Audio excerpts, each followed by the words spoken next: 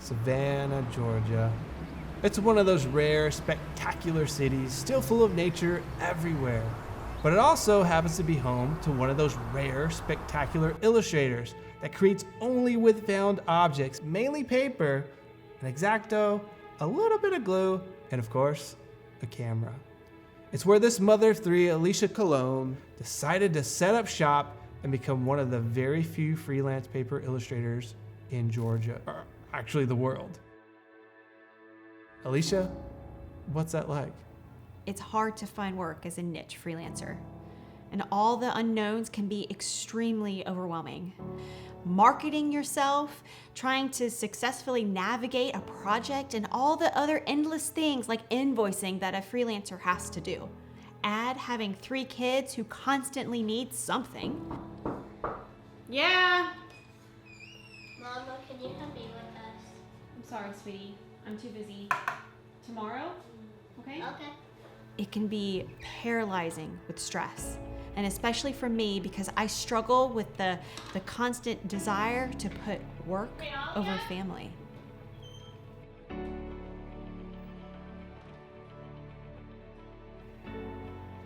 And this is why I'm prone to this thing called Orange Theory. It's so important for me to have a thing to release my stress and to develop relationships outside of design, because without that, when things get pent up, it will just be released where it doesn't belong, like my kids.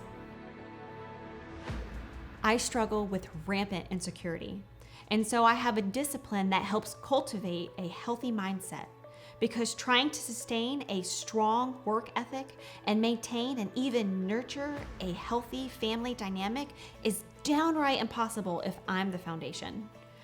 And so because it's hard not to stress and not to worry about where's the next project gonna come from, because I do work project to project as a freelancer. And people handle that worry in many different ways. Great ways like meditation, yoga, D&D. I turn to my faith.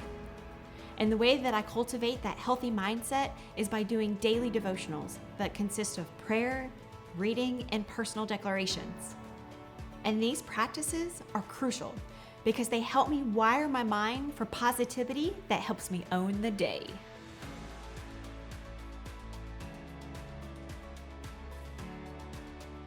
I typically head into the office around 9 a.m. Got you. It's really my garage, and I love it because I don't have to waste any time commuting. And as a parent and for my family, it's really important. So for example, one of my daughters is behind in school, like a solid grade behind. And this is largely due to the fact that I wasn't able to do her homework with her because I worked at an agency. Spending a little less than 2 hours a day commuting, plus a full day of work away, when I got home to my kids, I was so empty I had nothing to pour into them. But now, as a freelancer, I can. And of course, there's some added bonuses.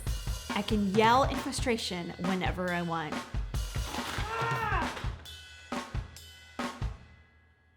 I can blast music I like whenever I want.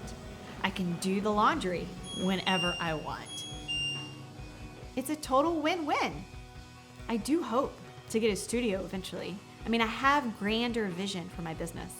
But for right now, being new to freelance and all, I really adore working from home and saving money. The first thing that I do when I get into the office is check my to-do list. Each week has a general plan, and each plan has tasks, and then those tasks are assigned to days. And so once I know what I'm doing that day, I can block social media, and then I get going. First, I like to do admin stuff, like proposals and invoices and project management. And then once those things are done, I get to do the real fun stuff, like actual projects. And one of the reasons why I like doing the admin things first is because later I have no distractions. Around 2, I end the day. And pretty much what I do is I figure out what I'm gonna do tomorrow. But honestly, it's really hard sometimes. but I do it because I put my work schedule around my family. Now, I know it's easier said than done, but remember, I normally choose work over family, and it's all because I'm trying to fight off this thing called insecurity. It never works, by the way. I mean, I'll work late and I'll disregard the kids just to make something cool for the likes and the comments like, "You're the best, you're a paper god."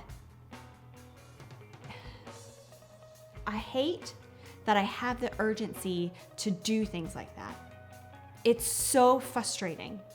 And so in order for me to put the kids first, I have to intentionally structure the day around them. I have to understand what they need and when they need it. And then from there, I plan my day. The only other time that I might get some work done later in the day is 5:30 to 6:30. It's the kids' tech time. It's the part of the day that we've allowed the kids to interact with tech. We notice that their moods and attitude turn negative the more that they're on it. No! You can't get it! Alia!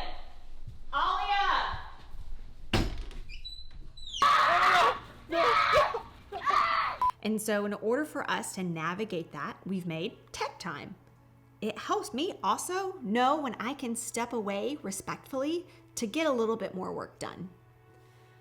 I heard it once said, when a child comes to you to tell you something, always pay attention. For that little thing is huge in their eyes, and how you treat that very moment teaches them if you'll care enough to listen when they're older. I think about this a lot, and I try to be present with my family outside of these doors by not carrying work with me. But honestly, it's hard, and I suck at it.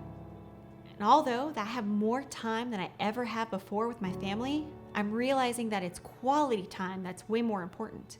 And that's pretty hard because quality time means that I'm focused, that I'm engaged, and that I'm truly interested.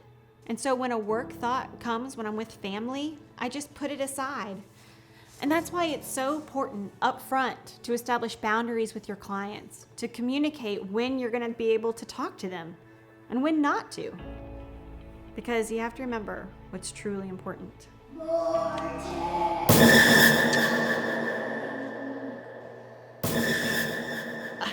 Ava's like, Alia.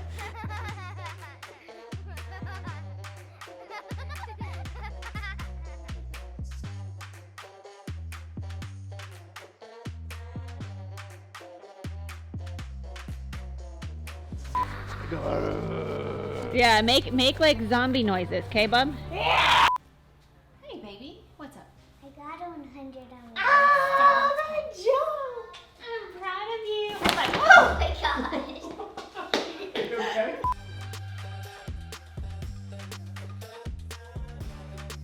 Alia! No, Robert. Can you come play? No, baby. I'm sorry. It's tech time. Alia, you can't really walk like that, though.